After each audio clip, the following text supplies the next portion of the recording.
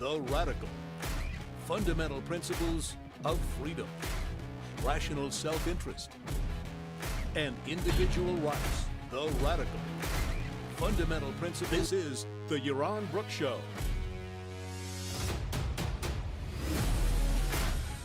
All right, everybody, welcome. We got the music back because I am home. No more of these shows on the road, at least for a while. We're back in Puerto Rico. You guys have an echo? You might have had an echo with the music. No echo anymore, I don't think. We're back in Puerto Rico. Back hopefully soon to a relatively regular schedule of shows. And this week is a little off because I was away and because I'm doing this show tomorrow with Breedlove, you know, the guy, the big Bitcoin guy. Not sure when those are going to be released, but they are indeed. It's going to be a whole series of him interviewing me to go on his platform. So that's kind of fun and exciting. So I'm doing that interview tomorrow evening. So I won't do a show tomorrow. I'll be back either on Friday or Saturday. Sunday we'll do shows to wrap up the month of January.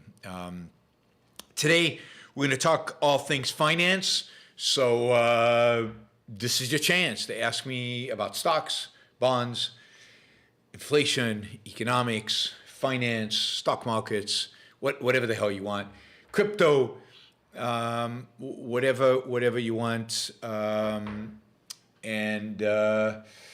Yes, remember, Super Chat is available. I will take questions on the Super Chat. We are, as usual, going for $600 of Super Chat for the show. So feel free to participate. It's a way in which you support the show. You support what we do, the ideas we promote, and of course, it's a way to ask questions and get them answered to the extent that you're interested and you want to engage with me on these issues. So feel free to use the Super Chat for anything you'd like to talk about. It is kind of a good time to talk about finance, meme stocks. You remember meme stocks? Financial markets, stocks, bonds, Fed and inflation. Because after all, it is about a year since meme stocks just went berserk and crazy. And since what was it? The fanboys over at Reddit thought they would take down a bunch of Wall Street institutions and bring down hedge funds and make a fortune. And it didn't matter the companies made money or didn't make money as long as as long as the meme guys bought them, everything was good. So it's a good time to evaluate what has happened. Was I right or were they right? I.e., were the people promoting GameStop and AMC and Affirm Holdings and a bunch of others, Virgin Galactic, a bunch of others of these that made up the meme stock index, I guess. Did they land up being right or not? So we can look a little bit all this out of Wall Street bets coming out of Reddit. So about a year ago, this started. I did a few shows on it. I predicted that this would end badly, and it's a good time to evaluate whether that actually has happened. It's amazing the extent to which there was hype. Also, remember, it wasn't just about making money. It was about a revolution. It was about taking down the man. It was about destroying Wall Street. I remember tweeting with some, anti-establishment libertarians who thought, yes, this is going to bring down the system. This is going to bring down big finance, going to bring down Wall Street, and was exciting. And they were enthralled with the nihilism of it all, of the shattering and the destruction of everything around us. So, were they right? Did they win? Did big tech self-destruct? Was Wall Street eviscerated by the memesters, or did they survive? Meme stocks are stocks that were, promoted as memes, that were promoted on Reddit, that were promoted on Wall Street Bets. They came to be known as stocks. There's actually an index of meme stocks that you can find, and right, it's just a question of how they were promoted, how they were hyped. These are stocks that late 2020 and early 2021 were hyped, and small investors poured into them. If you remember, they used Robinhood, the broker. Robinhood then became one of the meme stocks when it went public. And everybody just rushed into it, drove the price into the stratosphere. And while some of us were saying, get out, sell now, many of the people held on because they were believers and they were in it to bring down the man. Well, we can see how those stocks have done since then. So meme stocks are hyped stocks, are stocks of companies that are being hyped. And this was a big phenomena, a big event exactly a year ago, in January of last year. So I looked in Investment Business Daily, looked at the 25 largest meme stocks and looks how they've done from January 1, 2021, so beginning of last year, through basically today, right? Through basically today. How have they done? Well, the 25 meme stocks have, over the last almost 13 months, they've gone down 27% since the start of last year. Now, it could be that if you go into 2020, before the first spike in meme stocks, they're still up. But from the beginning of January 1, 2021, meme stocks are down 27%. Now, if you had bought just the S&P 500, like a diversified set of stocks, right? Then that portfolio would be up more than 20%. The difference between down 27% and up 20% is huge, huge. $1 invested in a portfolio that's down 27% would be worth 73 cents. $1 invested in the S&P 500 would be worth more than $1.2 because there's also being dividends invested, so it'd be worth $1.21. And if you multiply that by 1,000, that's a lot of money. Starts being significant money. The difference starts being super significant. We can talk about proper investing. We can talk about sound investing rules and how to invest your money. Following and running and chasing meme stocks or any stocks is not the way to do it. Not the way to do it. Meme stocks being down right now is just one of many. We're seeing generally a dramatic increase in volatility in the stock market. We're seeing a lot of stock prices go down. The NASDAQ, which is kind of one of the exchanges that primarily has, or where most of the tech companies are listed, the NASDAQ is down this year over 13%. It's down over 17% from its high. The S&P 500, which is the broadest index, is down 8.7% since the beginning of the year.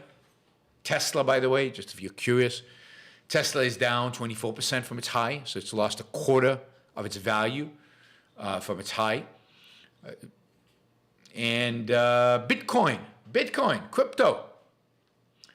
crypto is down 27% this month in January, and crypto is down more than 50% from its high. So as I suggested over and over again over the last year, a lot of these stocks were, let's say, expensive. Maybe bubbly, but certainly expensive. By the way, the index of cryptos CMC 200, there are lots of indexes, it's just one of them, is down 28.5 for the month, year, and I think well over 60% from its high. So if you'd invested in Bitcoin at the wrong time, you'd have lost 50% of your money. Of course, if you invested a long, long time ago, you've made a fortune in crypto, thousands of percent. In investing, particularly in speculating, contrast with investing, timing is everything. In investing, it's not. In speculating, timing is everything. You could be lucky and buy Bitcoin at the right time, and even though it's down 50%, still be up huge. You could be unlucky and have bought Bitcoin at the wrong time and now be out 50% of your money. Remember, every time there's a transaction, somebody's buying, somebody's selling. Somebody bought Bitcoin when it was at its peak. Somebody bought the NASDAQ at its peak. They're down 17%, or in the case of Bitcoin, 50%. But that's speculating. Investing, and certainly if you're investing as part of a saving plan, saving strategy, then investing does not depend or should not depend significantly on timing. It's something you do regularly. It's something you do steadily. It's something you do for the long run. And it's not a place where you put all your eggs in one basket or in 3 baskets, but where you diversify heavily. The NASDAQ is as we said, the tech-heavy index. It's down 13%, but I remember the NASDAQ being down over 50%, 60%. In, after the dot-com bubble in 2000, 2001, the NASDAQ went down 60%. And it did not recover to its former valuation. You did not make your money back for 10 years, basically until after the financial crisis. So people today think, people always think, oh, it goes down, you buy in a dip, and it immediately come up. Well, how do you know the dip is the end? How do you know the dip is the bottom? How do you know you don't buy in a dip when it goes down 10% and it's going to go down another 20%? How do you know when it's going to recover? How much it's going to recover? There are way, way, way too many amateur investors out there who don't really know what they're doing, who have no clue what they're doing, who play the stock market as if it's a casino, and as a consequence, the house always wins. They suffer the consequences. I mean, this meme stock is a good example. Who do you think has done better over the last year? The people who invested in meme stocks, or the great, big, evil financial institution called Citadel that they were out to get and they were committed to destroying? Well, Citadel has done amazing. Citadel has done amazing. Meme stock, as we've seen, lost a lot of money. Indeed, a lot of NASDAQ stocks, a lot of technology stocks have taken a beating. Moderna, my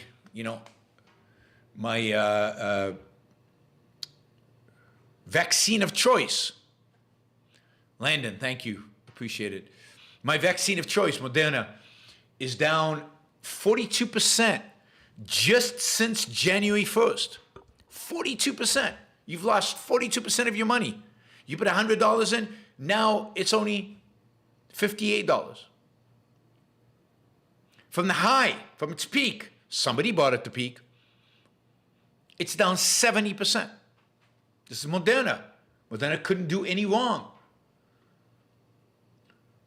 But as it's clear that COVID is going away, hopefully, and that the vaccine is not very effective against Omicron anyway,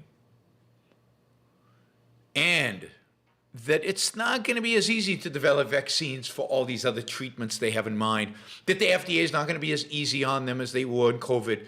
They're not going to give them emergency authorization. It's going to be a long slug process. It's great. There's a huge amount of upside. But Moderna was priced as if it could do no wrong, as if the world was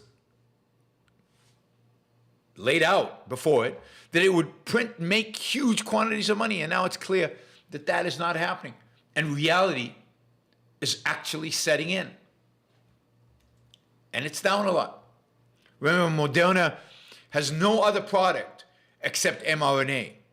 And it has no other product that generates revenue except for the COVID vaccine. So any profit that they get from the COVID vaccine is being poured in to creating other vaccines and other products, mRNA products. So as compared to Pfizer, which is a big diversified company and has multiple sources of revenue, Moderna has just one. And that source of revenue is probably going away.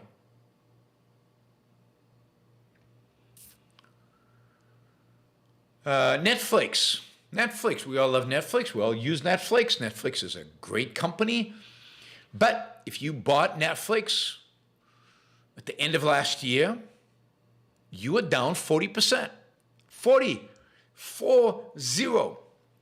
And this just proves that there's a big difference between a good company and a good investment. If a good company is a good company, but everybody knows it's a good company, and everybody's pricing it as if it's the greatest company ever, then you're not going to make particularly good returns. So Netflix is down 48% from its peak, almost 50%, and 39% just from the beginning of this year. Etsy, you know Etsy, where you buy and sell arts and crafts, down 55% from its peak, 36%. And you can go on and on. I mean, technology in particular is just being crushed by what is going on, right? AMC, one of those meme stocks, down 50%. GameStop, this is just in the beginning of the month, down 43%. Rivian, remember Rivian? They make, or they don't make yet, they haven't made anything, but they're supposed to make electric trucks. They're down 40%.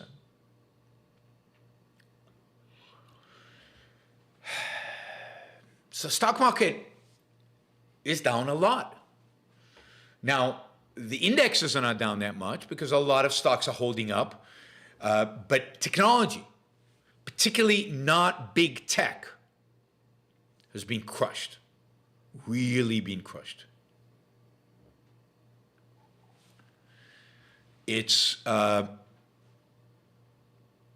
were a lot of tech investors, people who invested huge amounts of money in Netflix and concentrated their investments in Tesla and other companies, and maybe invested more recently, didn't invest way back when it was cheap.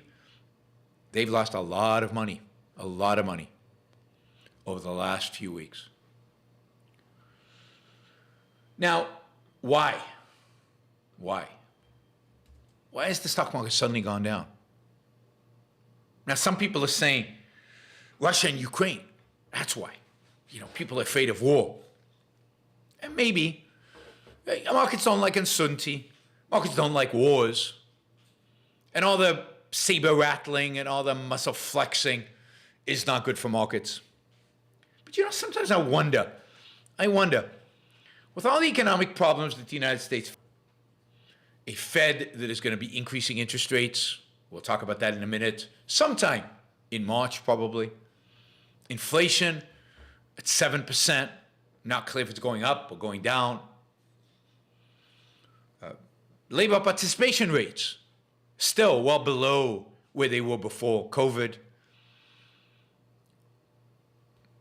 With all the economic challenges that we're facing and all the political problems Biden is facing, Congress that's not cooperating with him, I wonder how much of the saber rattling has to do with diverting our attention away from all these economic issues.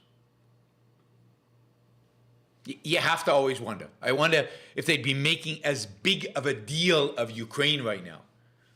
If they'd be egging Putin on as much as they are. If not for the domestic weakness, and if not for the Biden administration's interest in shifting our attention elsewhere.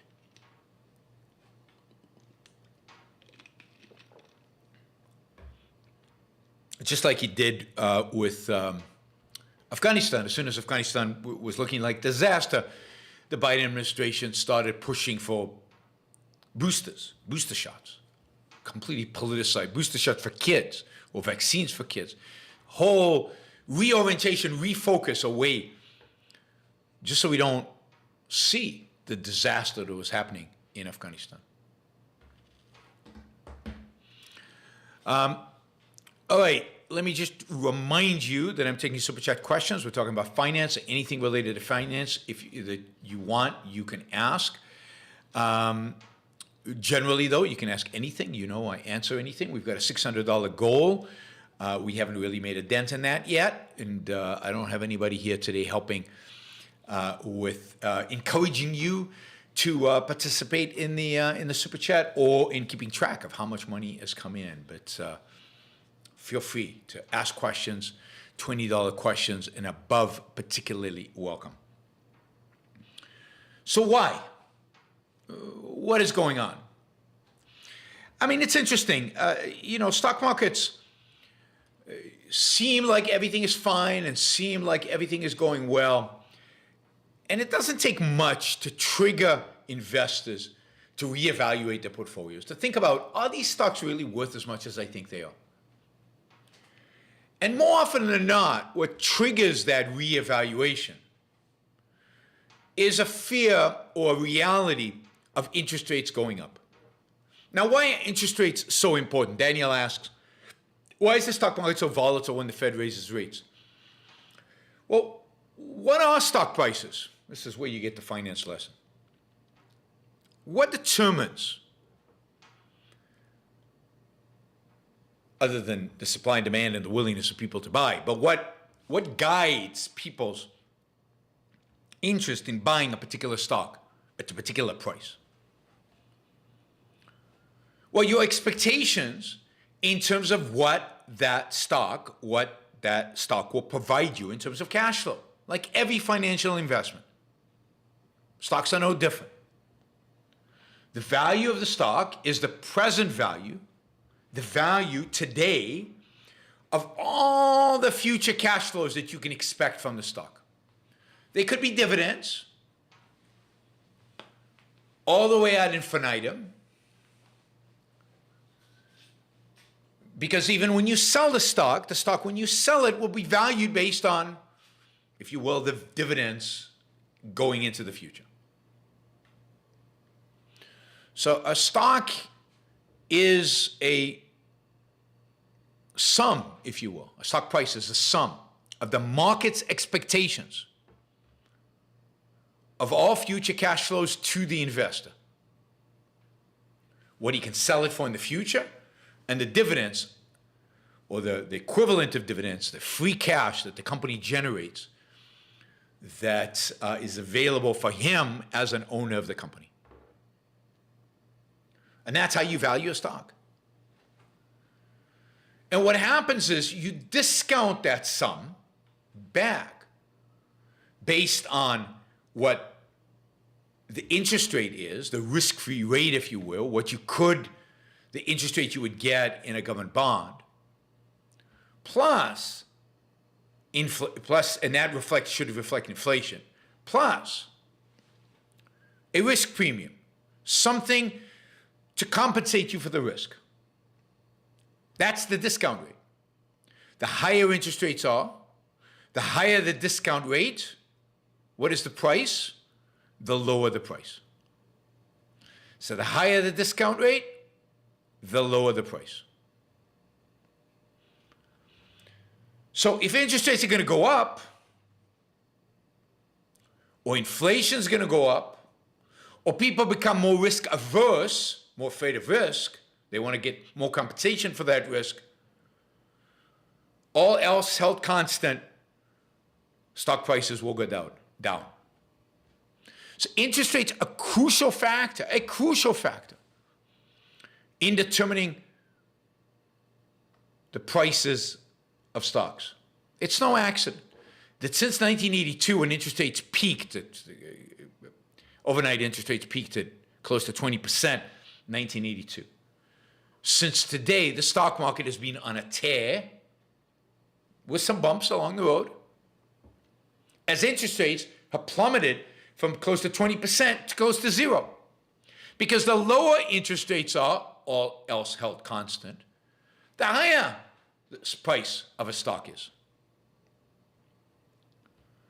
So stock prices, all things held constant, are inversely related to interest rates. And of course, for stock prices, the best environment possible is a 0% interest rate environment. And to the extent that we expect interest rates to be zero well into the future, then stock prices are substantially going to be higher than if interest rates are higher than 0%. So as interest rates rise, if you expect interest rates to rise, you would expect, again, all other things held equal, stock prices to start declining. Inflation should increase interest rates.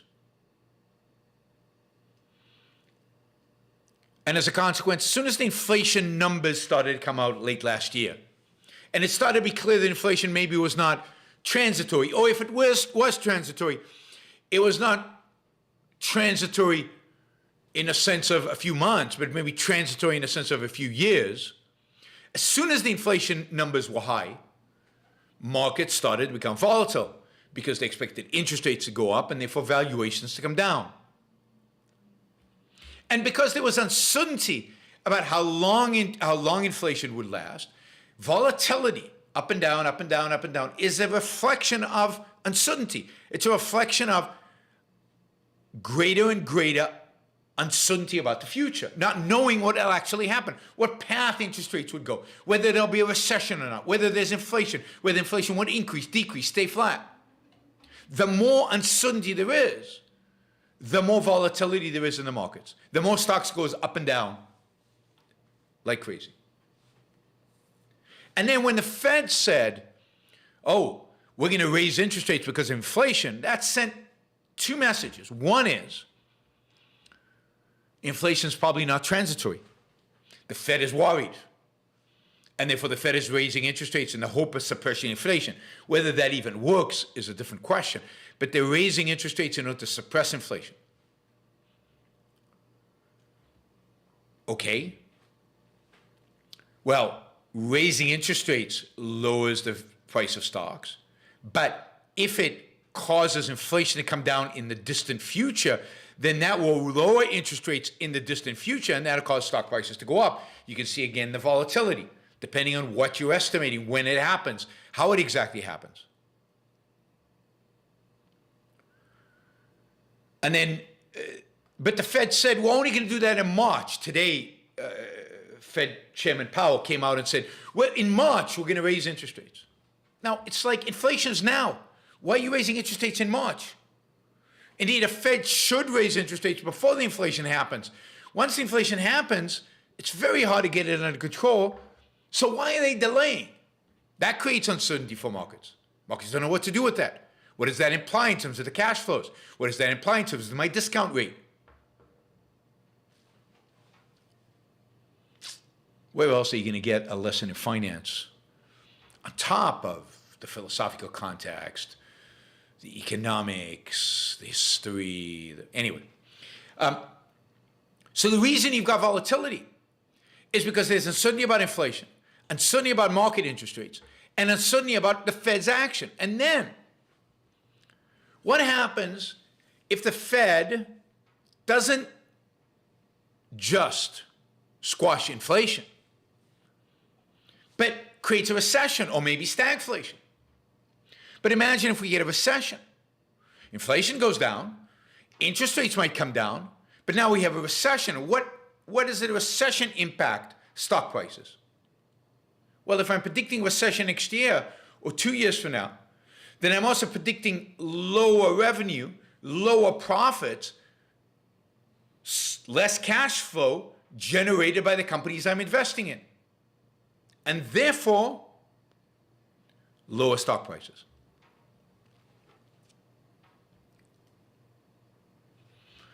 So you can see that stock prices are influenced by many things.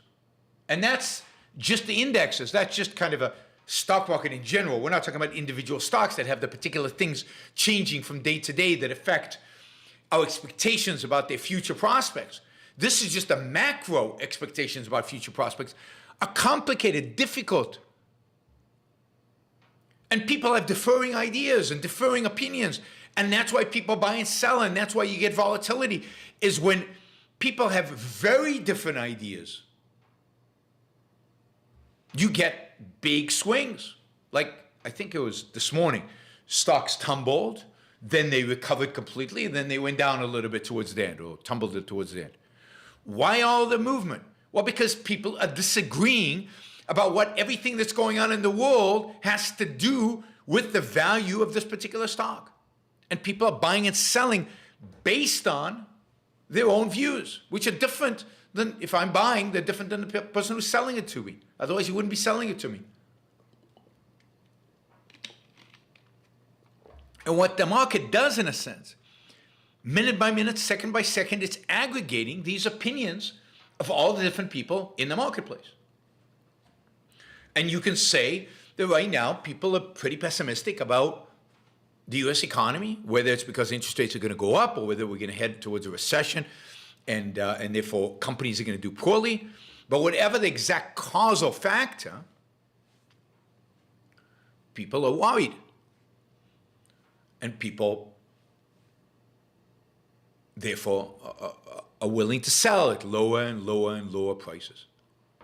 And that's what we're seeing right now. We're seeing massive volatility. And it's fascinating to me. One of the interesting things is that this is a crucial story because this affects, what happens in the stock market, what happens in the U.S. economy, affects the lives of everybody in the U.S., arguably in the world. I mean, it might be a sideshow, the NASDAQ did this, the NASDAQ did that, but it has huge impacts on which companies get funded, if they get funded at all, who is expanding, who is hiring, who doesn't hire, who shrinks, who fires, where capital gets allocated. And generally, it's a signal of sentiment regarding the state of the U.S. economy.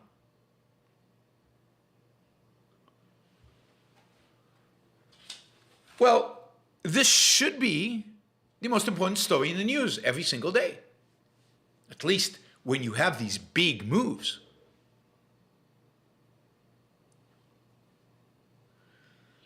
So,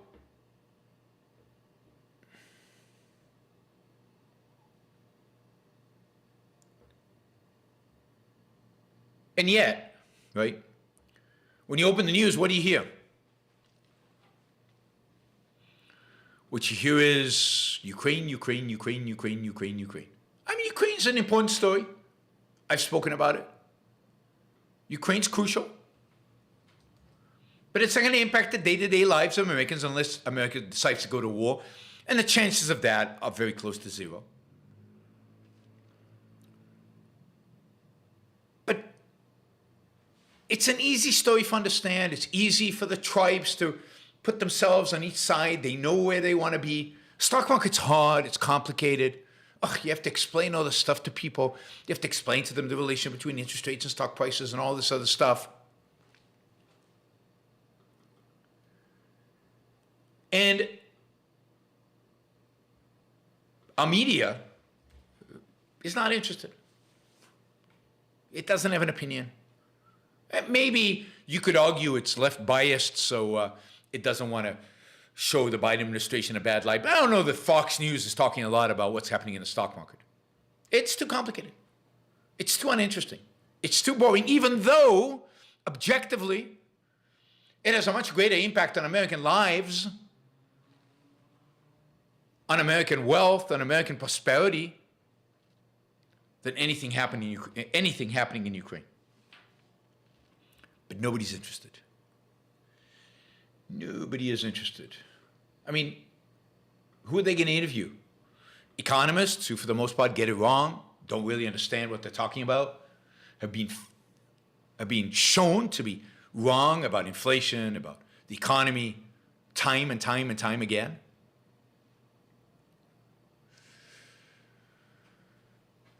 So yeah, it's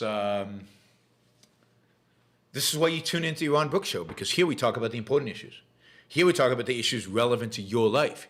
Here we talk about the issues that are crucial to your wealth, to your job prospects, to what happens to the U.S. economy. But even here, right now, there are 110 people watching live. Last time when I talked about Ukraine, there were 180 people watching live. Ukraine sells. Stocks don't. Right? It's boring. It's uninteresting.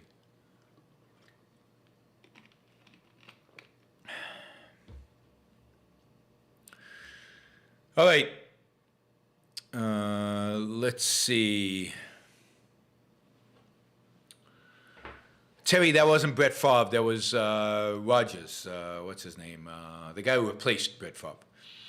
Okay, Todd, thank you. That's very generous support. Really appreciate it. Thank you, Ali, as well. Ali says, should we stop buying stocks or wait? Or should we buy real estate since the interest rate is low? Or should we keep cash? I don't give financial advice. The SEC frowns upon me giving financial advice. They don't like it. So I want to be clear about that.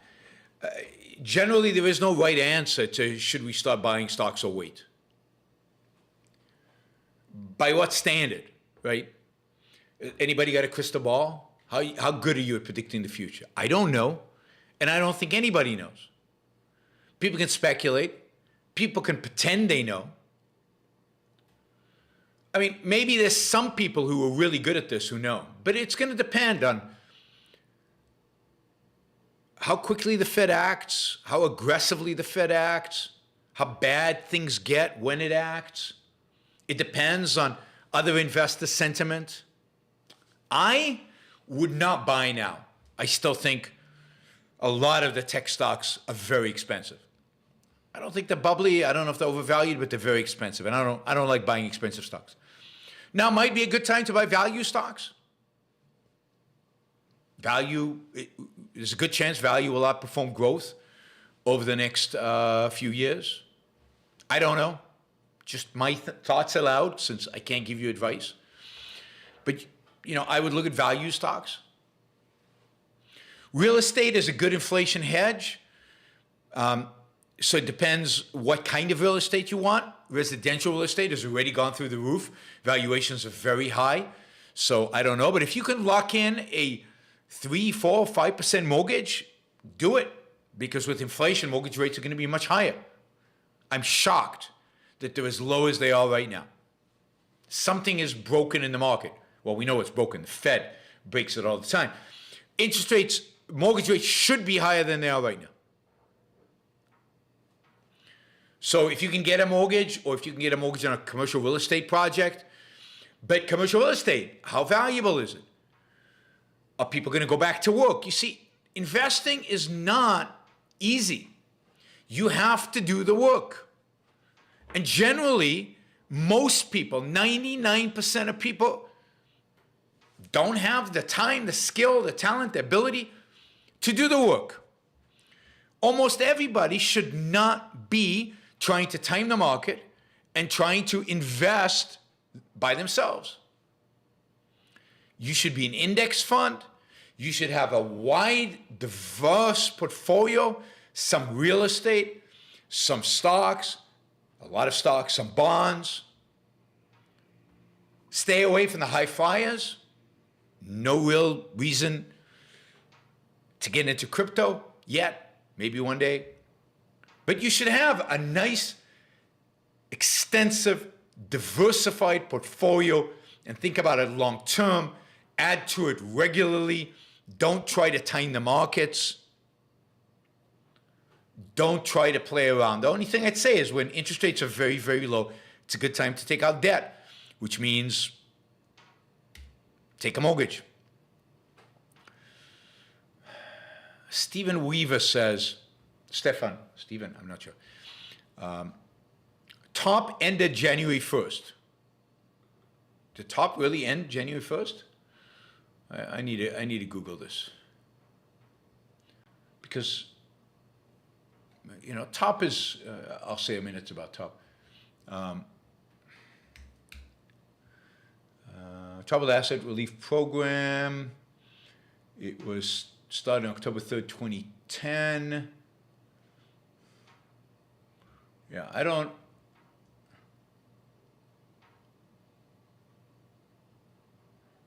Yeah, let me just say, I don't think TARP has anything to do with what's going on right now. I don't know what it means that TARP ended January 1st, but the fact is that most of TARP was paid back. TARP were loans made. TARP was the program, the bailout, basically, in the financial crisis. The troubled asset, what was the R stood for? What did the R stand for? The Troubled Asset Relief Program. But it never actually bought any troubled assets. TARP basically bailed out banks, including, to a large extent, banks that didn't need bailing out. And it did so by giving loans to the banks. Almost all of those loans are being repaid a long time ago. I don't think TARP has any impact on what's going on in the world right now.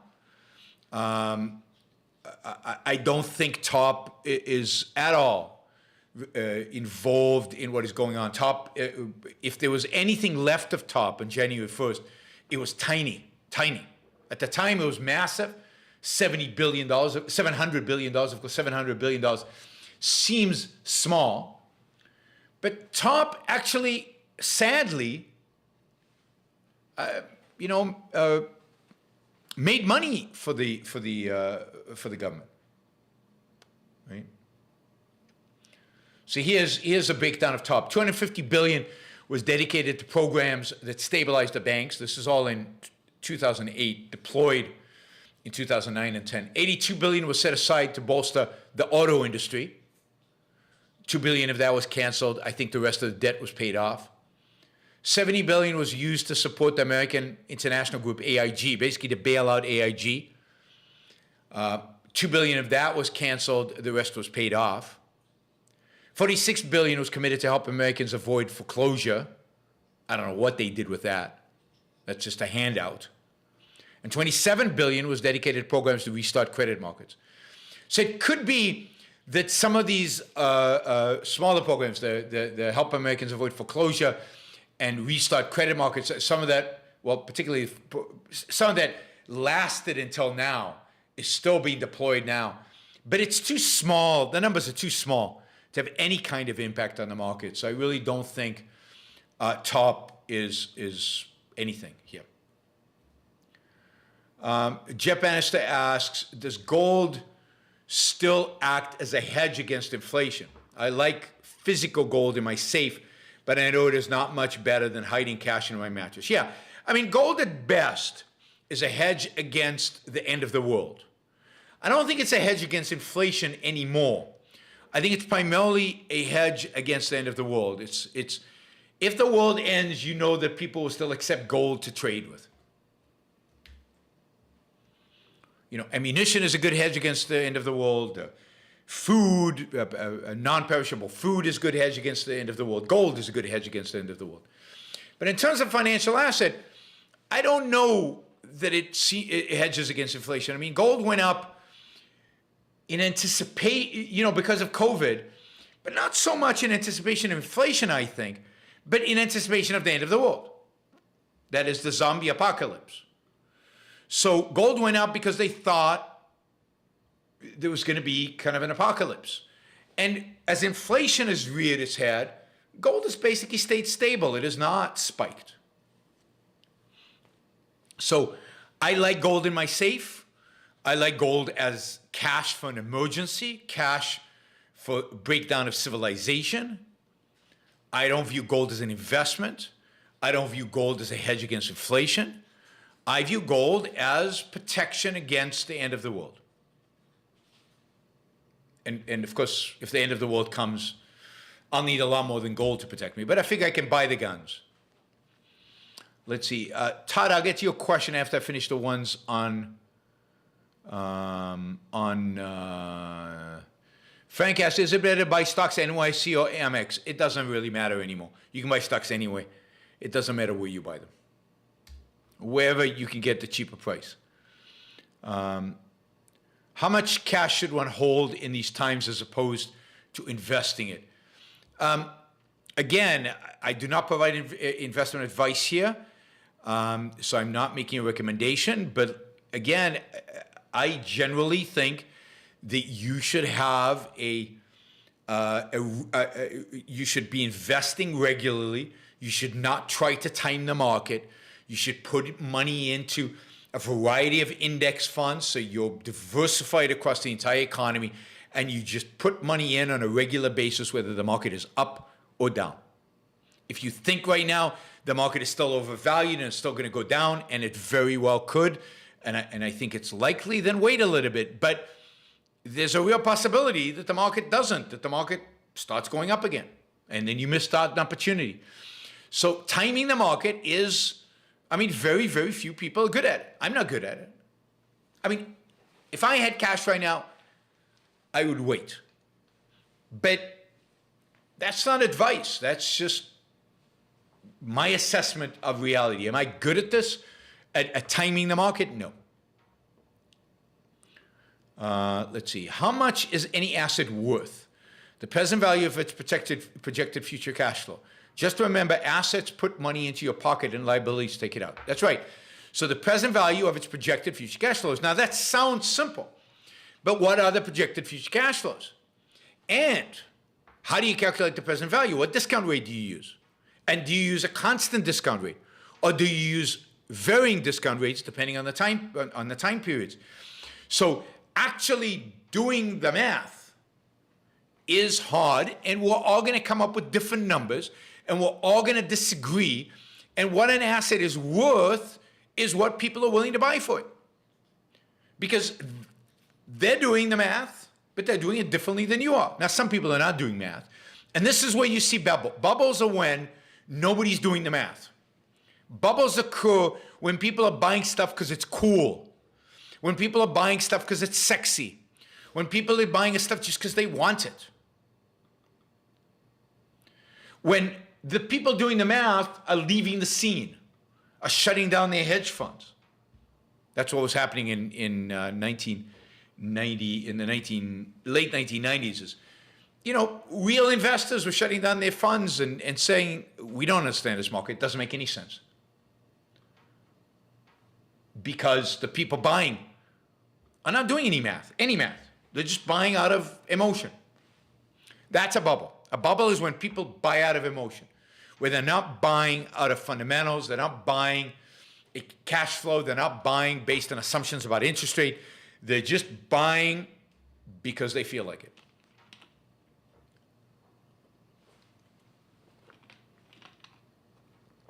And I think since COVID, particularly with tech stocks, that has been a common phenomenon. And that's why this decline makes complete sense as people realize that stock values mean something. They mean the present value of future cash flows. They mean the prospect of this company into the future.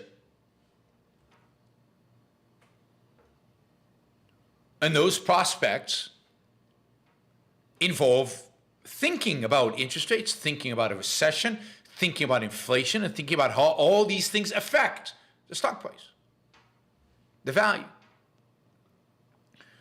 So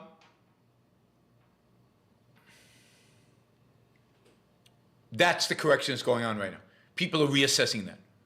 We did have, I think, a bubble last year, and it's slowly deflating. How far does it have to go? I don't know. It's very, very, very difficult, as I said before. Todd says, don't try to time the market, wait for the perfect, don't. It's like waiting for the perfect pitch. Can't wait for the perfect pitch. You got to be able to hit pitches that are not perfect. From your perspective as a batter. Right? Yeah, thank you, Todd. Todd's just a bunch of questions now. That's great. Yeah, we're doing pretty well. We're doing about $324 now. So we're better than halfway to our $600 mark. And we've got Uliana, who is keeping track. I think she's he, I don't know, is a volunteer and keeping track of the money coming in. So thank you, Uliana. Really appreciate the help here. But if any of you would like to support the On Book Show, like what I do, like the scope of the material we cover, the variety of topics from a rational point of view, please support the show by contributing through the Super Chat. And yeah, ask questions. These are great questions. Daniel asked, my parents just retired, not rich, modest egg nest, and modest standard of living. Should they be worried? Yes, absolutely they should be worried. I mean, look, we've got inflation. We might have stagnation. I'm pretty sure we'll have some form of stagnation. We might have a recession. It's very difficult if you're retired to know what to invest in. You know, investing in the market, in stocks, is kind of what young people do. The older you get, the less tolerance you typically have for the volatility involved in stocks. And yet, bond yields are yielding zero, and if interest rates go up, bond prices will come crashing down. Cash is worth 7% less than a year ago. The stock market is declining. Yeah, if you're retiring now and you're trying to live off a nest egg, you're in deep trouble. It really is a time to worry. And this is the great evil. Here's my moral point. This is the great evil of central planners. Central planning is a zero-sum game. What the Fed does is a zero-sum game. Some people win, some people lose. Keep interest rates at zero, retirees lose. People in the stock market win. Buyers of mortgages, buyers of homes who take out mortgages win. People with saving accounts lose. If you raise interest rates, now new people who want their mortgages lose. Fixed income people who buy when interest rates are high win. The transition is painful for everybody. So, with central planning with the Fed, you're playing a zero-sum game. You're constantly trading off who are winners and who are losers. In a marketplace, yes, interest rates are not always ideal for me. They might be better for you. But what determines those interest rates are our preferences as expressed in how we trade in the marketplace. And a stock market doesn't have to worry about what's the group of people who meet at the Federal Reserve. What are they going to do today? And by the way, that group of people who meet at the Federal Reserve to centrally plan our economy is about to get more diverse and more interested in climate change.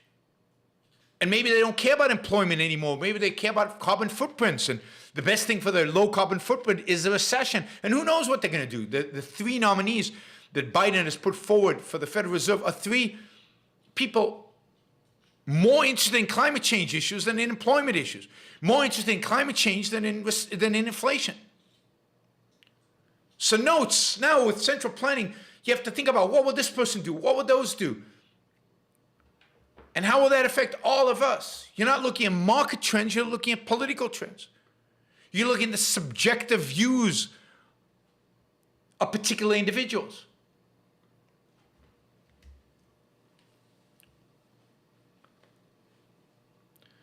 So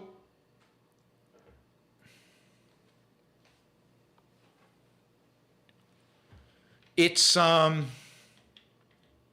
horrific what's going on right now. 7% inflation, 7% inflation just wiped out 7% of the cash that you have. It just wiped out its value. Anything you have in a bank, anything you have in a bank, in a saving account, in a checking account, it's wiped out between 5% and 7% of your money. Just like that. Just by fear, by mistakes, quote, mistakes.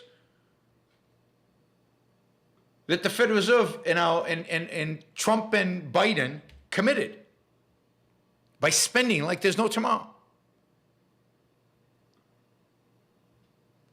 So this is not just technical, markets are down, markets are up. Markets are down, markets are up because they're being manipulated by political actors. And as a consequence, real people are suffering and real wealth is being reallocated, redistributed is a better word. Not based on productivity, not based on investment, not based on individual choices, but based on the hubris, the arrogance of central planners. And that's what is really upsetting about what's going on. You know, today the Fed Reserve met. A bunch of guys, mostly, I guess there's some girls there as well, a bunch of people met in a room. They got advice from a bunch of PhDs in economics who know how to churn through numbers like crazy to decide the fate of all of us. Our fate is being decided by a room full of people in Washington, D.C. By what right? How did they get this power over us? I mean, the Federal Reserve is the most powerful institution, certainly economically, in the world. How did they get this power? Who gave it to them? And why? Why can't I make decisions about markets make decisions? All of us make decisions about what we want to invest in, how we want to invest it, about our own money, our own savings, the interest rate we want or don't want.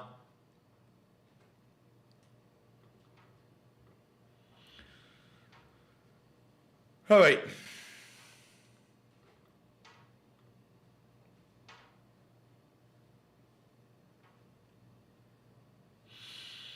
So Todd says, so I misunderstood his comment before. Todd says, I only strike out when I swing and miss. All right, that's pretty good. I strike out when the guy throws great strikes. The market pitches me a lot of things every day. I wait for the perfect pitch, which I broadly define as a 15% annual return before tax over a 10-year period. I mean, it sounds like you're a professional and you know what you're doing. Most people are not. Most people couldn't tell a perfect pitch from one in the dirt or one that went into the stands. They just wouldn't know. They don't have the standards. They don't have the experience. They don't have the skill. So, look, the way professionals invest is very different than the way most of us should invest. And that includes me. I'm a professional in a little narrow spectrum of the financial markets. All of the rest of my investments, widely diversified. I don't go in and out of the market. I'm not selling right now. I'm not buying right now. The money's just there. It's sitting there. It's going up and down with the market. In the area where I'm an expert, where I know something, where I'm a pro, then yes, then you can wait for that perfect pitch. Then you can wait for that perfect project, that perfect investment. But you better know what you're doing. Most people don't. Most people shouldn't be doing that. I wonder what Todd does. I have a feeling he's a real estate investor. I'm guessing. Todd will tell me if I'm right or not. Let's see. Action Replay Person says, hi, Joanna. I'm an aspiring econ student, minor in philosophy. And there's so much to keep track of, it makes my head spin. Any advice on navigating the field and making sense of all the jargon and even good points to start? I mean, look, most of what they teach you in economics is garbage. You have to accept that. So if you're an econ student at a standard university, most of what they're teaching you is garbage. You have to learn it, you have to know it, because that's what's expected of you. But the thing to really focus on is to study the good economists, is to go out and read von Mises, read the economic writings of Hayek, read Milton Friedman, read the Austrian school, even the modern Austrian school, even read some of the anarchists, because their economics is pretty good, even when their politics and ethics are horrible.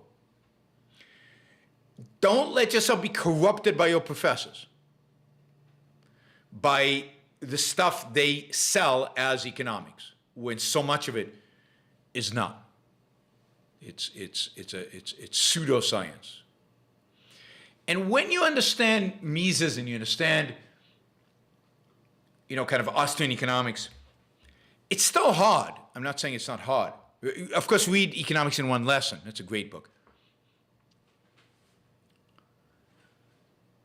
But you discover that it's a lot simpler in a sense than what the modern economists present it as. Now, applying it to reality, applying it to what the Fed is doing and that's hard, but that's hard no matter what, because there's just a lot of moving parts to an economy.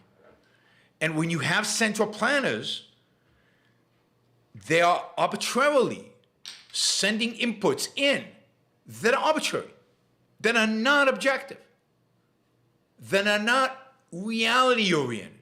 They're model-oriented, they're math-oriented, there's some theory behind them, but it's not reality-oriented.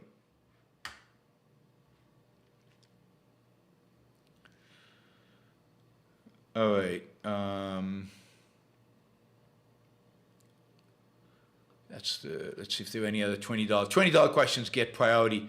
So I'm just checking to see if there are any $20 questions. Yeah, there's Daniel. The 70s was an abysmal decade for the economy. We saw a rebirth in the 80s. Do you see another rebirth, or is there simply too much debt, stupidity to recover from? It's going to be much more difficult this time around. The 70s was an abysmal decade for the economy. It was abysmal philosophically. It was abysmal politically.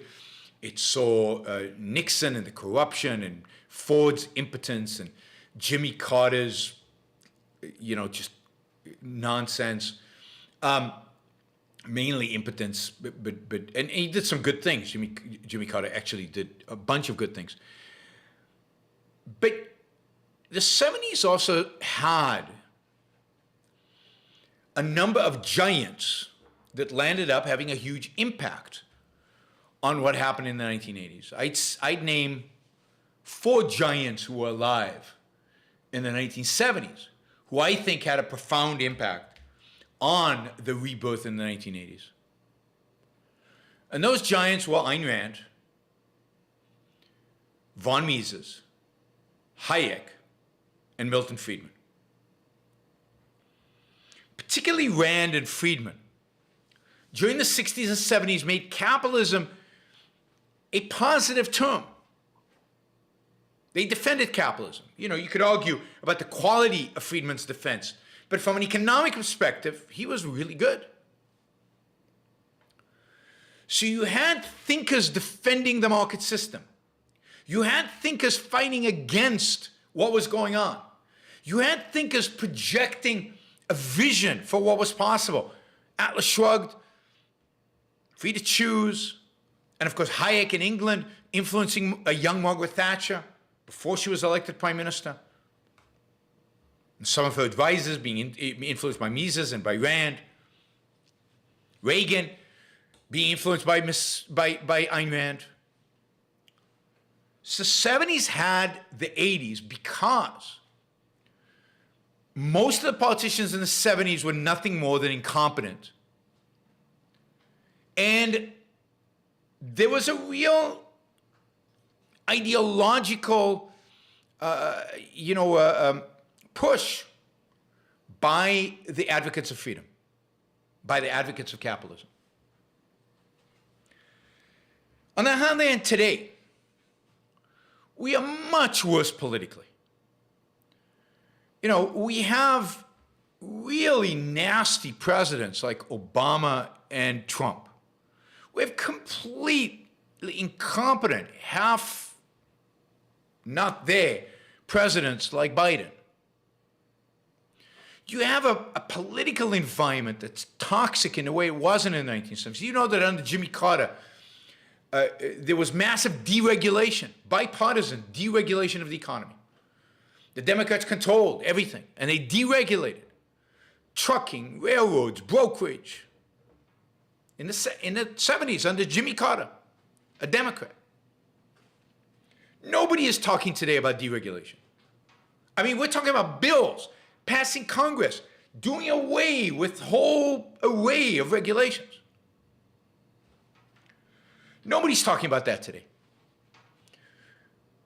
The Democrats are way to the left of where they used to be, and the Republicans are way to the left of where they used to be. There is nobody advocating who is popular, who is having an impact on the culture, advocating for markets, for capitalism. You've got some good economists out there talking about these things, but how many people follow them? How many people read them? There's no Milton Friedman out there. There certainly is no Ayn Rand. There certainly is no Hayek or Mises.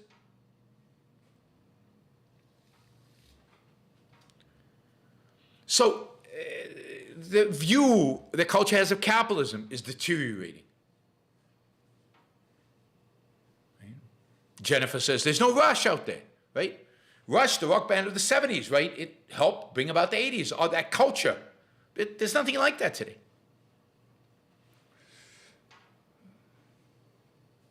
Except for the Yaron Brook show, of course, right? But there just isn't a countercultural, counter-political, it's not a movement really, but a voice, a force in the culture today, like there was in the 1970s. The 1970s were worse than today. Inflation was worse. Crime was much worse. The infrastructure was worse. Everything was worse than today. Except the ideas were better. You could see the potential for upside. Our politicians were better. Our intellectuals were better. So where do we go from here? Where do we go from here? Who is the voice? Let's say, who is the Ronald Reagan of the Republican Party? It's not Trump. It's not DeSantis.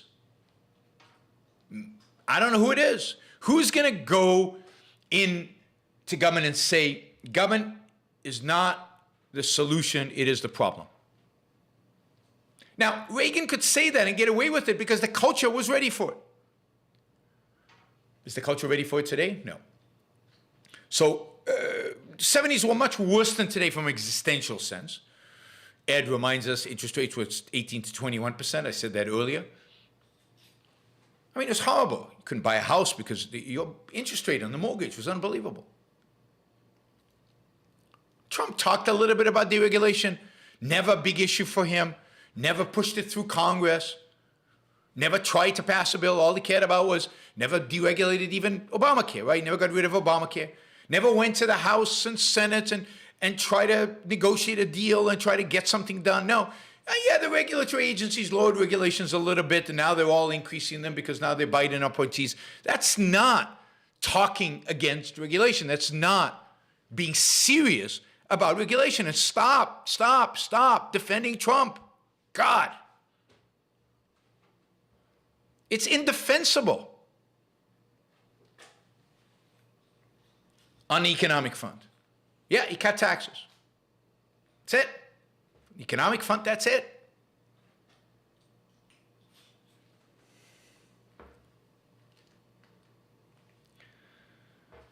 So, I don't see who can do it. You know, DeSantis Paul can't win. Neither of them have a personality. They both have no charisma. Rand Paul, DeSantis, I'm willing to bet everything I have that DeSantis would never make Rand Paul his running mate. Rand Paul will never be vice president. He's never going to be president. So, no, I think we're in much worse shape today than we were in the 70s in terms of future expectations. Unless we get a real surprise. Somebody would have to come out of the woodwork. Somebody would have to come from where we don't expect them. Oh, look at this. Catherine Mendez is here. When did you join, Catherine? I didn't notice you joining us. Oh, you've been here for a little while. I see it. All right, cool. Excellent. Uliana held up really well. She did a great job. But we have Catherine back. And, of course, you cannot disappoint Catherine. So we're only about $120 away from our $600 goal. So we're pretty close. Jeff says, thanks for helping Uliana. Anyone heard from Ali? No, I haven't heard from Ali in a long time. I don't know where she is. Todd, thank you. Another topic for another show. You still haven't told me what you do. Or maybe you did and I didn't see it. All right.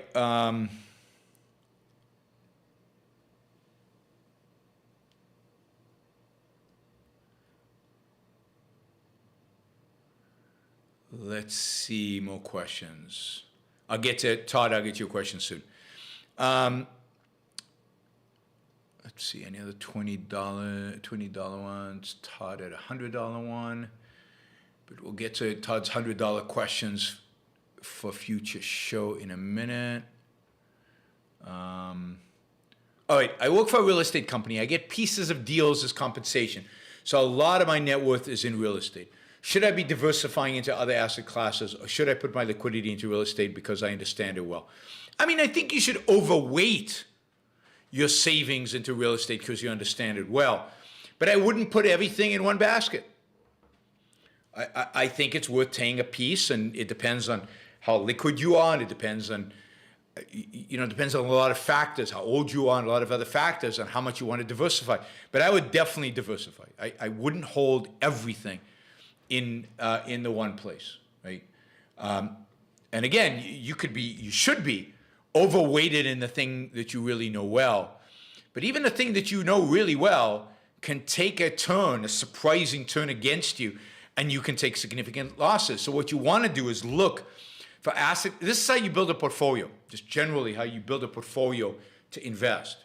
You look for assets. You look for funds, mutual funds, asset classes that are uncorrelated, that don't all move together. Now, in crises, often asset classes do move together, but you want to find the ones that move the least, so that if something bad happens to one asset class, maybe the other asset class is going up, or it's not going down as much, and the other way around. So you want to buy things that are not related to one another. That's how you build a stock portfolio. You look for stocks that are not correlated with one another. You look for stocks that are uncorrelated and therefore provide you with diversification.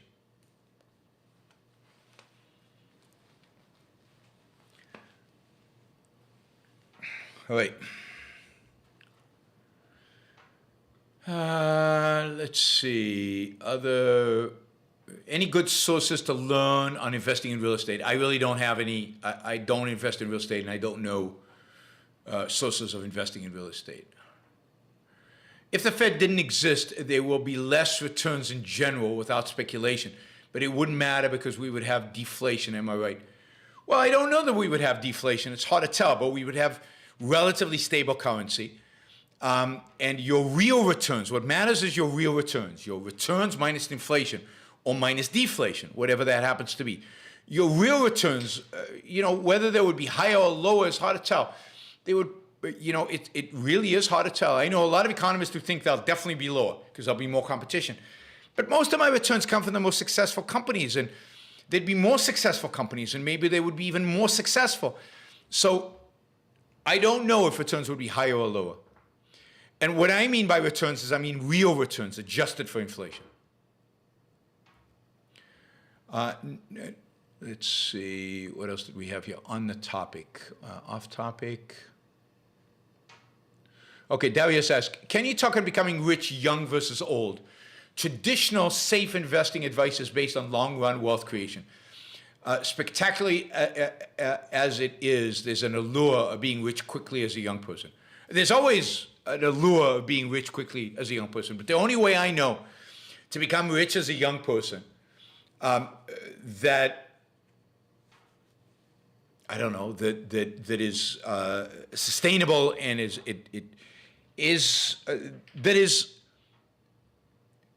let me put it this way. An overwhelming majority of young people are not going to become rich. And then the question is, what is the best strategy for them? So I think the best strategy is to be an entrepreneur, to create wealth, and become rich by creating wealth. That's the best way to become rich. I think very, very, very few people become rich young by investing, by speculating, by gambling. Yes, I know a lot of people become very rich because of Bitcoin or because of crypto. Good for them, but I would have never advised doing it. Not because I don't believe in getting rich, but because I don't understand it and I don't invest in things I don't understand.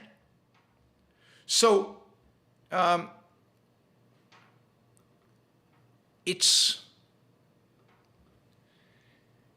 are no get-rich-quick schemes. I guess for some people, crypto was a get-rich-quick. I guess for some people, investing in Tesla was a get-rich-quick, but that was luck.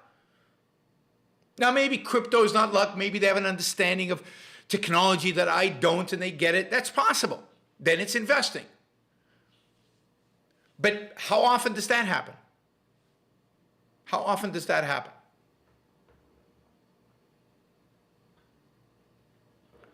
So if you look at the meme stocks, which is young people trying to become rich, most of them became poorer. Most of them lost money. Overwhelming majority of them lost money. And indeed, the more they do it, the more money they'll lose. So you could buy lottery tickets, but that doesn't make you rich. Not really. It makes 99.99999% of the people poor. So the only way to get rich is by creating wealth or by investing over the long run. And yes, some people can get lucky. Some people win the lottery. And yes, some people figure out a technology, a startup, something that makes them fabulously rich very young. But those are very, very few people. They're rare. And again, that's not available to most of us. Okay, let's see what else is about. How do you feel about dollar cost averaging into companies that have good management? Well, how do you know they have good management? So again, if you know they have good management and you can assess that you're not, I mean, you might have great management but the industry's dying. So you know so again, you need some expertise. You need some knowledge. So I'm for dollar cost averaging, although it doesn't really matter. You can put it all in at once. It doesn't matter how you put it in. I'm for investing over the long run in productive companies. Well, the way I do it is I invest in mutual funds and I invest globally and I invest in, I let other people pick and choose the stocks, but generally I just buy indexes because I don't think I'm particularly good at identifying great managers. If you can spend the time and really pick great managers and know what you're doing, then sure. Good managers are going to outperform bad managers. I don't know how to pick good managers. Not on a scale large enough to be investing. I would rather just buy the S&P 500 across the world and forget about it.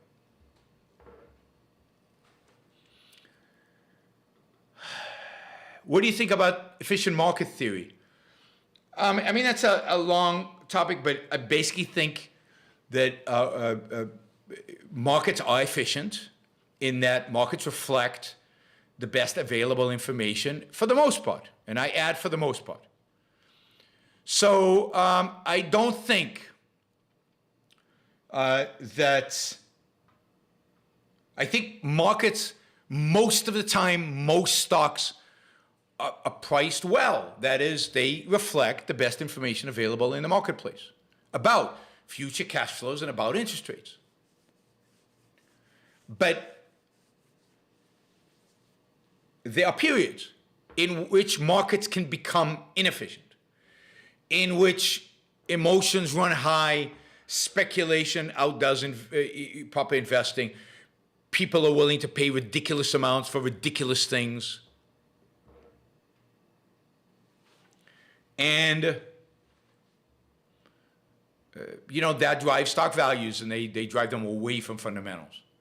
So you can have bubbles, but for the most part, I think markets are efficient. Not that prices reflect all available information. They reflect all tradable, publicly available, all tradable information, all information you can trade. So they don't reflect the inside information, obviously. Todd, thank you. Wow. I mean, I don't know how much that is. $300 you put in today. About half of everything we brought in is being brought in by Todd. So thank you, Todd. That's amazing. He says, I love to discuss investing over the edge.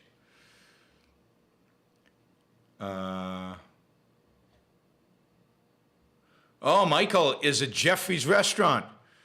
Jeffrey, our regular listener at the restaurant in New York. Michael says, listening to a show while enjoying the 18-course special at Jeffrey's restaurant. He sends his regards.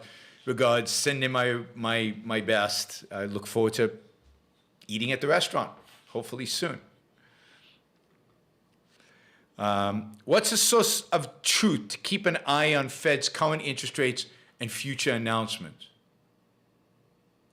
You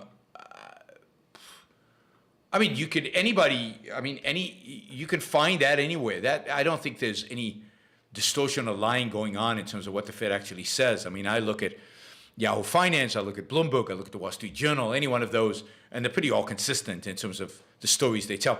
The interpretation, you can't trust. But in terms of the facts, they're pretty good. Okay. All right, I've got that question twice. That's on that. All right, one more, and then we'll do Todd's, and then we'll go off topic. It seems like a steady increase in the money supply is preferable to gold standard. Why? As the philosophy of the state is variable instead of the necessary random supply of gold. As the philosophy of the state is variable, I don't understand that. But no, I don't agree that a steady increase in the money supply is preferable to gold. First of all, a steady increase in the money supply means that the government has the ability to manipulate the money supply. But also, there are periods in which the money supply has to increase faster, there are periods in which the money supply has to increase slower. And I think gold accommodates all that, because the supply of gold is directly correlated with productivity. And one of the problems I think with Bitcoin is that it's a fixed supply, and once it reaches a certain level, it never changes, which I think is a mistake. So I definitely prefer gold to any kind of fixed supply. Yes, there'll be some volatility in prices with gold, but as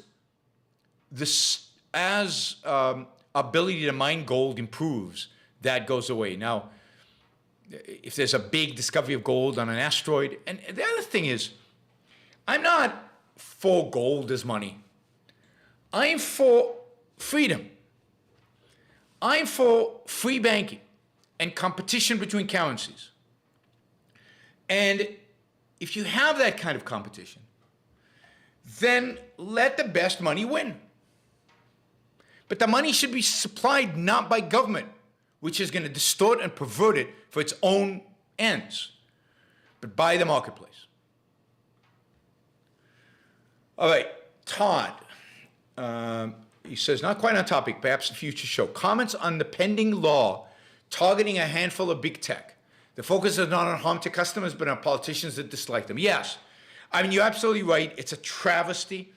It's disgusting. I've talked about this often on my show last year. We could see it coming. It's now, the law is taking shape. It's constructed to appeal to Republicans and to appeal to Democrats.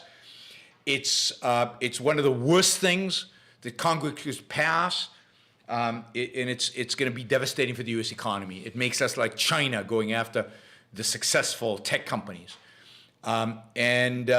it's all about politics, and it has nothing to do with economics. It has nothing to do with customers, and they explicitly say that they're not focusing on customers because they realize customers are getting all this stuff for free. They're focused on, quote, distortions to the market, as if central planners in Washington, D.C. know what a distortion to the market looks like. So yeah, Todd, we're going to talk a lot more about that topic in future shows. It's one of my pet peeves. It's one of the things that makes me the angriest. Todd says, another topic for another show. If Rand, Friedman, and von Mises have been dismissed, what does America look like in 50 to 100 years? The states are so different.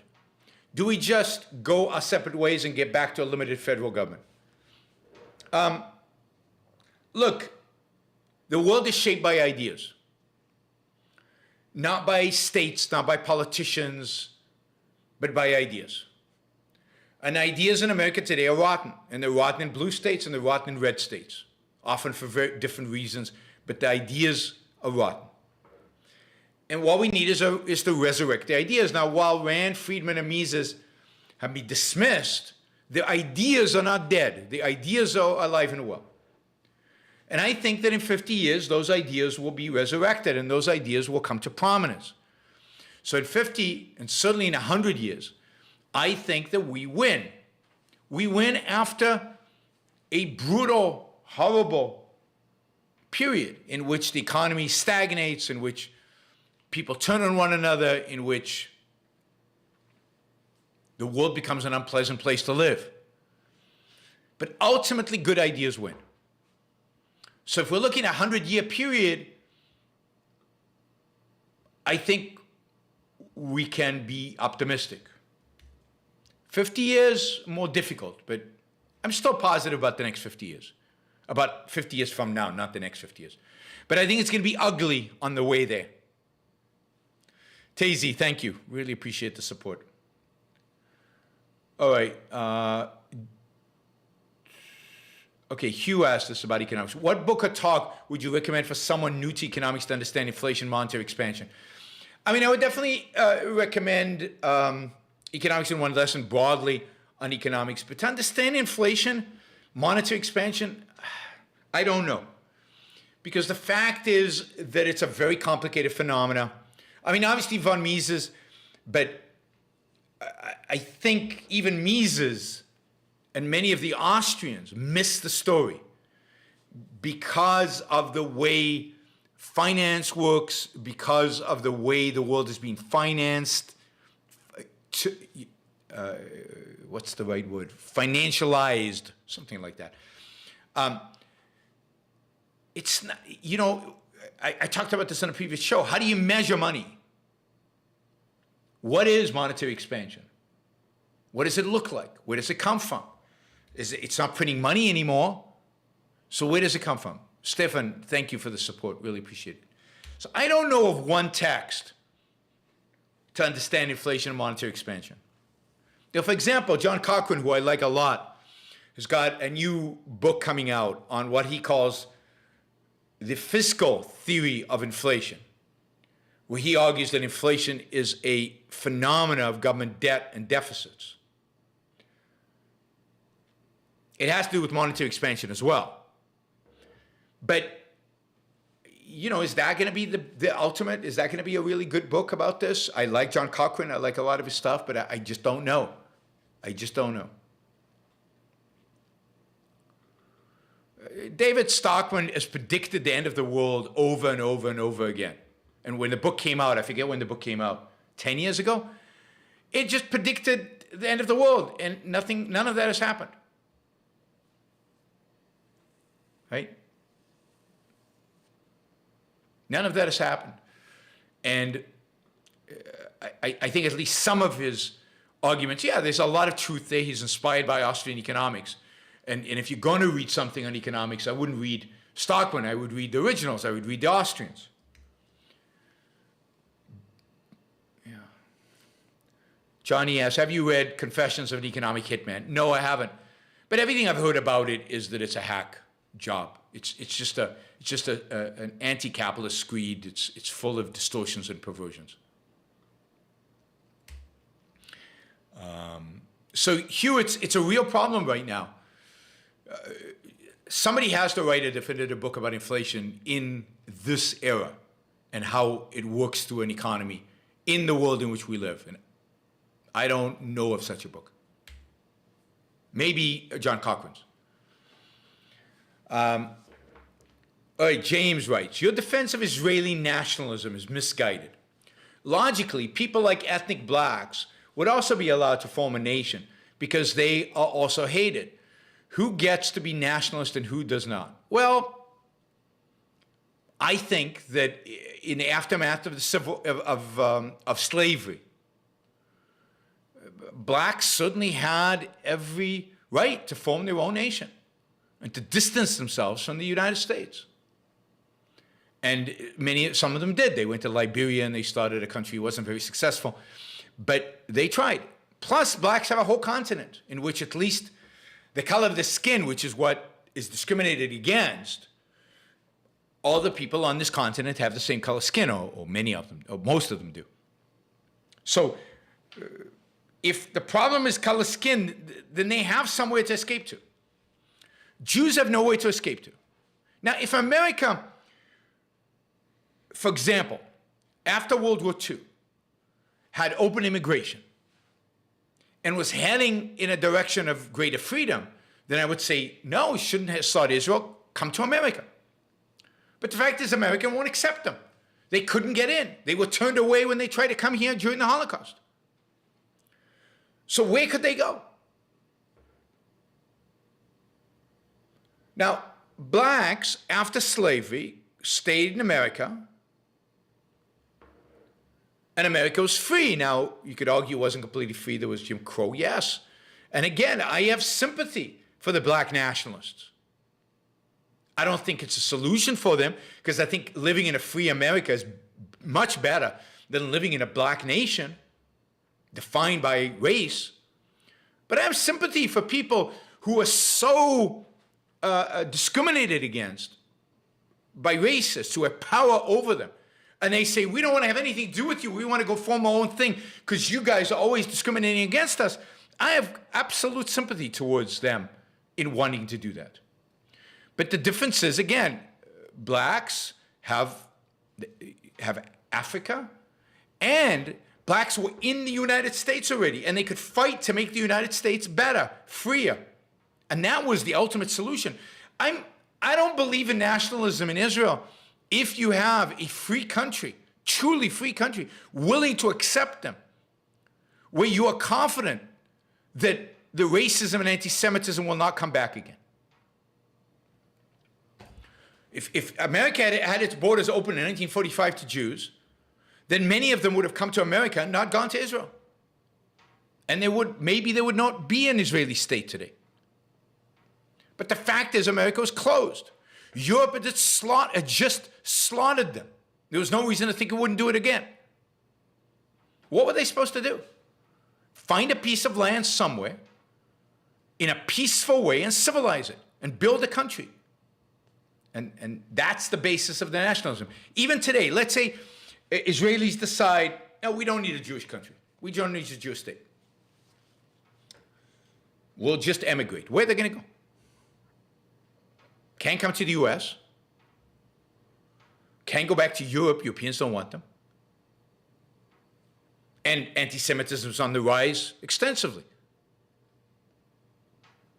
So they have no out, whereas other groups have outs when they're discriminated against. But the only reason to hunker down as an ethnic group is in self-defense.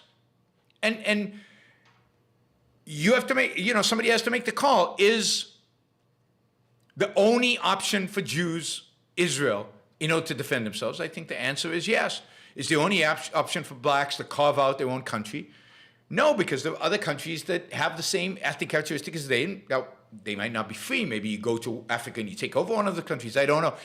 But there's an alternative for blacks, which is to stay in America, which is what they chose, and to fight for their freedom here. And Jews didn't have that option.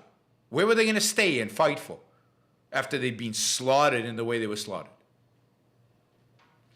So I don't think you can make that comparison. Look, I'm not happy with Israeli nationalism. I'm not happy with it at all. I'm not happy with its Jewish identity. I would like to see it go away. I'd like to live in a world in which Israel did not have to have any kind of nationalism. We don't live in that world yet. That's the world I'm fighting for, though. I'm fighting for the non-existence of little countries like Israel. Because nationalism is stupid. For almost everybody. Not everybody, but almost everybody. Oh, George, you had a $20 question right at the beginning. Off topic, what event in human history deserves to be regarded as year zero? God. I don't know. I mean, you know, you probably couldn't date the invention of the wheel. You know, would it be Aristotle's birth? What's his name? The first philosopher. Thales' birth? Would it be, I don't know. But in reality, I don't think we've got it that bad. I think Jesus is a pivotal figure in human history. I think for bad, not for good, but he shapes the future. And in that sense, it's not a bad place to start.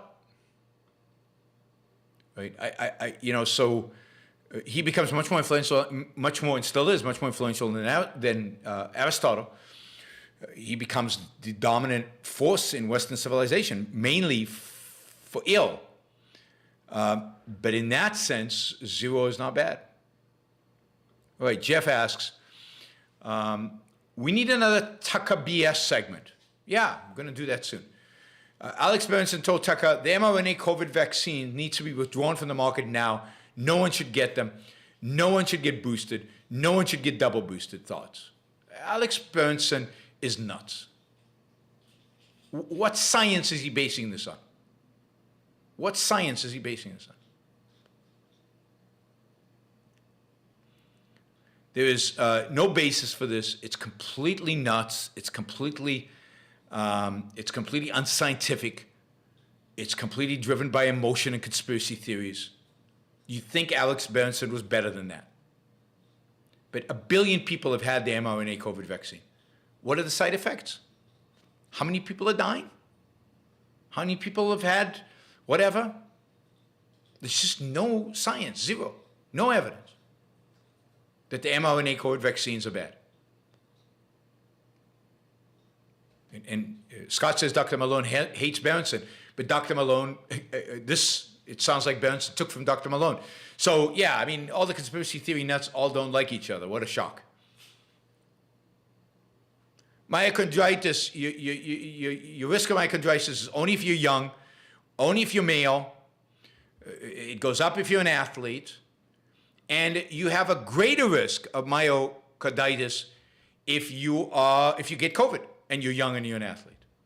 And if you're 65 and older, you don't have any risk of myocarditis. It's only for young people. So I'm not enthusiastic about young people. I'm not enthusiastic about young people getting that. 10 billion doses of COVID vaccines are being given out. Yeah, but I don't know how many of them are being mRNA. He only hates mRNA vaccines, supposedly.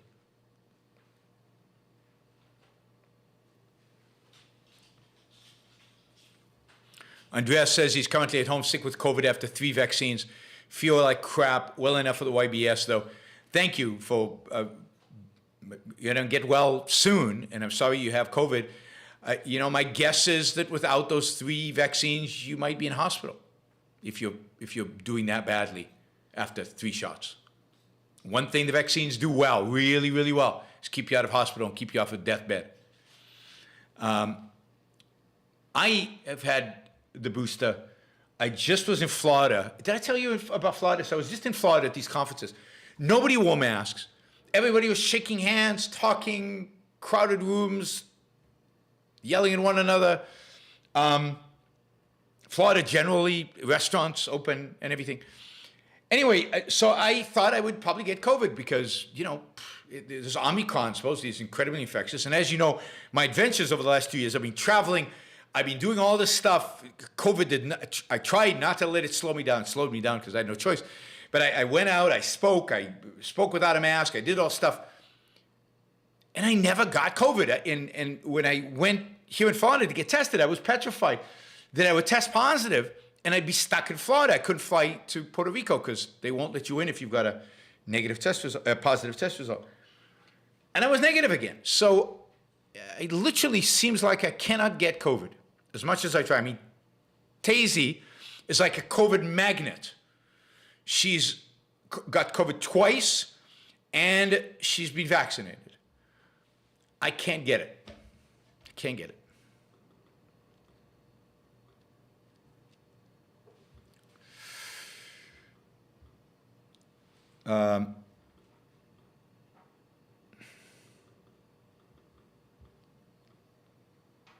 All right. Yeah, for the vaccines are primarily important for people with comorbidities, which is a lot in America, because America is an obese country. A lot of people who are young need to get vaccinated because they have comorbidities, and for old people. For people who are young and healthy, they don't need a vaccine, but on the other hand, the vaccine is very low risk and is an insurance policy because we do know some people who are young do land up in hospital. So it prevents you from going to hospital. So I don't see why not getting vaccinated. But if you're young and healthy, I see why people don't get vaccinated. But what I don't understand is the obese people and the old people who refuse to get vaccinated. Jeff, I will do another Tucker BS segment. I promise. Gail says, I watched a YouTube on Singapore progress. It makes the West look like a frontier land. Well, the West progressed like Singapore when it was free, when it was economically free. But if you go to Singapore, it feels like a Western. It doesn't, you know, they're wealthy, but they're not that much wealthier than we are. But they have done phenomenally well. And it is a cool city. It's a very cool city.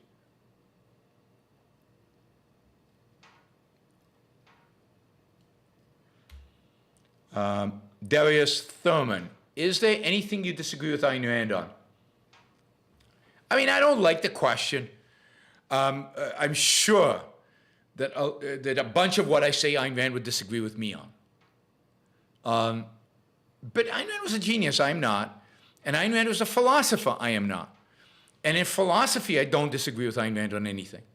I might disagree on certain things about the application of philosophy to, I don't know, foreign policy or to, interpretation of a particular political issue or particular thing about, I don't know, femininity or masculinity or things like that. I might disagree with her on.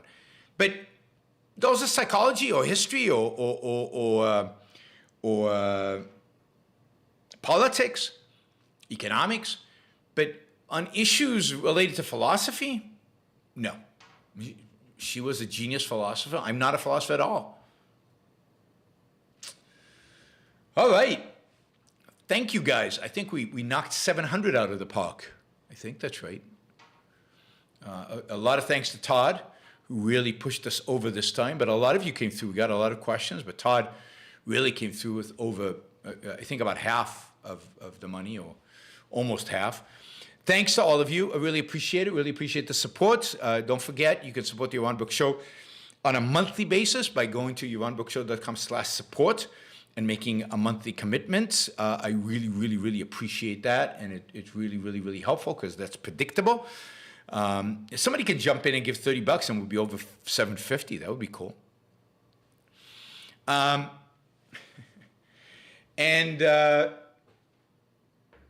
hope you enjoyed the show. Hope you learned something, benefited from.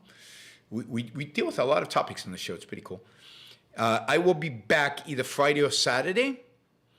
And wow, January's almost over. God, January just went like that. Planning my European trips in March and in April. We're going to be in Europe quite a bit. So if you're in Europe and you'd like me to come and speak to a group where you live or near where you are, please send me an email soon, because we're starting to sign them up and get them done at Yaron@YaronBookShow.com, Yaron@YaronBookShow.com. So please send me an email if you have some group that would like to have me. It doesn't cost anything for the most part if it's a student group.